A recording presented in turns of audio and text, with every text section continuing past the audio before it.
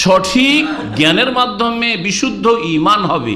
দ্বিতীয় পদক্ষেপ হচ্ছে ইস্তেকামার জন্য, দিনের উপর অটলতার জন্য হচ্ছে ঈমান, আল্লাহর প্রতি ঈমান, আর তার সাথে সাথে যে ঈমানের যে খুঁটিগুলি স্তম্ভগুলি সেগুলিকে ঠিক করা।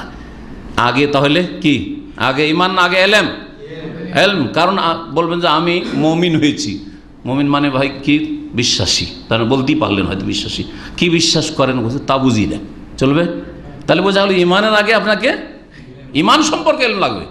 আমানতু বিল্লাহি ওয়া মালাইকাতিহি ওয়া কুতুবিহি ওয়া রুসুলিহি ওয়াল ইয়াউমিল আখিরি ওয়াল কদরি খাইরি ওয়া শাররি। তাহলে এগুলির ব্যাখ্যা বিশ্লেষণটা হচ্ছে এলম, এটা জানতে হবে আগে, তারপরে এলম হবে।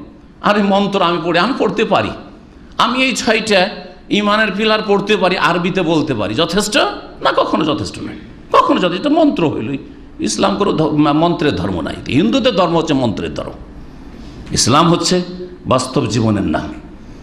সুতরাং দ্বিতীয় পদক্ষেপ দিনের অটলতা হচ্ছে ঈমান, আর ঈমানের যে বিষয়গুলি রয়েছে, যেগুলি আল্লাহ এবং তার রাসূল সাল্লাল্লাহু আলাইহি ওয়াসাল্লাম বিশ্বাস করতে বলে সেগুলিকে বিশ্বাস করবেন, আর যেগুলি কি আল্লাহ এবং রাসূল সাল্লাল্লাহু আলাইহি ওয়াসাল্লাম বিশ্বাস করতে বলেননি, উদ্ভট কথা, খোরাফাত, ভিত্তিহীন, ওগুলো বিশ্বাস করবেন না, বিশ্বাস করবেন না। মুসলিম সমাজে উদ্ভট কথা বিশ্বাস করে, আর সহি কথার বিশ্বাস নেই।